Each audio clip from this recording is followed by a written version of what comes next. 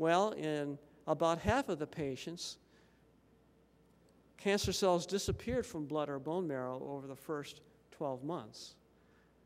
But the other half, cancer cells persisted. Some cases, it persists for as long as 5 years. Cancer cells are still being found after surgery, but the patient hasn't developed clinically detectable metastasis. So this is an important view of this disease. The truth is that what limits the spread of prostate cancer isn't whether it gets out of the prostate gland as much as whether the cancer cells can grow once they land in your bone marrow. And again, fortunately for most Gleason 6 prostate cancer patients, their cancer doesn't have that capacity. So even though the cancer cells may have gotten out, they can't grow. So why isn't the death rate from prostate cancer high? Why do we have 30 million men in America and 30,000 deaths? Well, it starts out with the fact that there are lots of indolent, slow-growing cancers, but it also works to our benefit that many people have prostate cancers that can't grow once they get into your bone marrow or lymph node. They just sit there as silent seeds. Now, we see this in the radical prostatectomy literature, where you see people with an undetectable PSA relapse after 10, 15, or 20 years of an undetectable PSA. Where has the cancer been? Well, it's been as these microscopic seeds, and somewhere along the way, as a piece of bad luck, as Dr. Bostwick would say, one of those seeds has started to develop the capacity to grow and spread. Now, we talked about how the cancer cells can go to the heart. The other way they can spread is there is a plexus, a network of veins that involve the prostate, the whole bottom of your pelvis, and they extend up to the vertebrae in the lumbar spine. And this was discovered by Batson, who was a pathologist at University of Pennsylvania. It was called Batson's plexus. And anytime you increase your abdominal pressure, say you're constipated and bearing down, or you sneeze, instead of the venous blood going up the vena cava to the heart, the blood is pushed out to the side and back along this plexus. And so that's why this is another route to the bone. So this is why if you look at men with bone metastasis, there's a vast excess of the bone metastasis in the lumbar vertebrae and pelvis where this venous plexus drains. So the bone is seeded by these two different paths. One is out to the lung, into the aorta, out the arterial blood supply to tissues throughout the body, and the other is through the venous plexus, just to the lumbar spine and pelvis.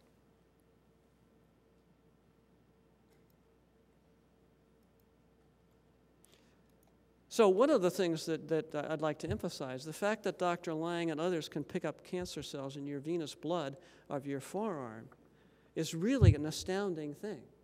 That means the cancer cells have made it through the lung, out into the aorta, out of the muscles of and skin of your forearm, went through those small blood vessels, capillaries in your forearm, and entered the venous blood that's now coming back the other way. And the fact that in a sizable proportion, 50% of people eligible for radical prostatectomy, you can find cancer cells in the forearm blood is a testament to how widely spread this cancer is at the time of diagnosis. And actually, I think it's actually pretty amazing that surgery and radiation do as well as they do. And the only reason they do is that this cancer is often one that has difficulty setting root and grow at distant sites. Now, another question that often comes up, people know what surgery and radiation therapy are, but when I say hormonal therapy, many men, particularly newly diagnosed, really don't know what hormonal therapy is of prostate cancer. So I'd like to talk about that for a minute, because it's hard for you to understand the whole rest of this meeting without knowing some of these basics. There are two male sex hormones. We call the male sex hormones androgens because they androgenize you. They make you not feminine, but androgenized. And there are two of these. There's testosterone, which I'm sure you've all heard of, and it is the male sex hormone in highest concentration. A small portion of the testosterone can be converted to dihydrotestosterone. And by broad consensus, this is 10 times more powerful than testosterone. So while it's produced in smaller quantities, it's a much more powerful stimulator of prostate growth and spread. So hormonal therapy is to remove androgen stimulation. The most common approaches are to use tools that eliminate testosterone formation. Early in this business, we used surgical castration. If you cut off your testes, they're not there to make testosterone. And the testicles account for somewhere between 70 and 90% of the testosterone, depending on the patient and the paper you read.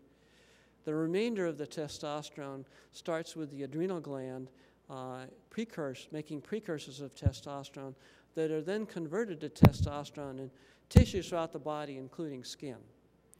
So if you surgically castrate someone, testosterone levels drop, but they don't go to zero. If you remove these hormones, the first thing that happens is that prostate cancer cells and normal prostate tissue as well stop growing. That's rapid. Stopping growing is something that happens very rapidly if the cancer cells are sensitive to hormonal therapy. Then a gradual process starts of the cancer cells dying. And the death of prostate cancer cells during testosterone removal can take months. Often it takes 6 to 12 months to go to completion. So one common mistake I see patients make is their PSA drops from 200 to 0.1 in 3 months, and they think that's a readout of what's happening to their cancer. And no, it's a wildly optimistic estimate. The first thing that happens is the cancer stops making PSA when it stops growing. The PSA is like, PSA production for a prostate cell is like the speedometer. The greater the growth stimulation, the more PSA that's made. The less PSA that's made, the less growth stimulation. So basically, if you've been put on hormonal therapy and your PSA goes undetectable in 60 days, that simply says the pedal's off the accelerator. It doesn't say the cancer's dead yet. So I see patients saying, well, my PSA is undetectable at 90 days. I can stop hormonal therapy. And unfortunately, what you're really doing is the equivalent of raising a red flag in front of a bull. You haven't killed anything. You've simply given the cancer a taste of hormonal therapy and equipped it best to become resistant. Now, one of the problems in our business is everyone says hormonal therapy when they really mean removing testosterone and dihydrotestosterone. This is now getting to be a serious problem because we now know there are many other hormones besides testosterone that can affect prostate cancer. And as a medical oncologist, one of the most exciting things about my world is that rather than going right to chemotherapy, I have other hormones I can block other than testosterone. And this can translate into an improved quality of life for my patients. And I think that my first introduction to this was a great slide by Don Coffey, who is sort of the dean of prostate cancer research. David Bostwick mentioned him earlier. A man who's a true polymath. But I guess almost 6 years ago, at one of our meetings, he showed a slide, and around the prostate cell, he listed all the different hormones and growth factors that could stimulate or suppress prostate cancer. And there was the typeface was so small it was hard to read because there were so many different things to list.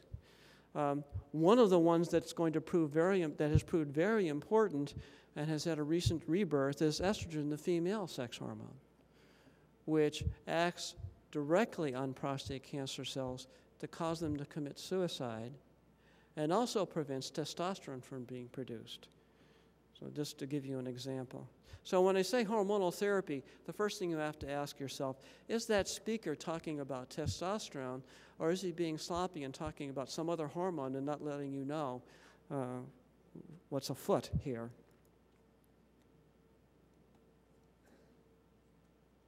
Now, our treatment choices. Now, suppose you've gone through this discipline and you've answered all those questions. And by the way, you're going to see some very exciting pictures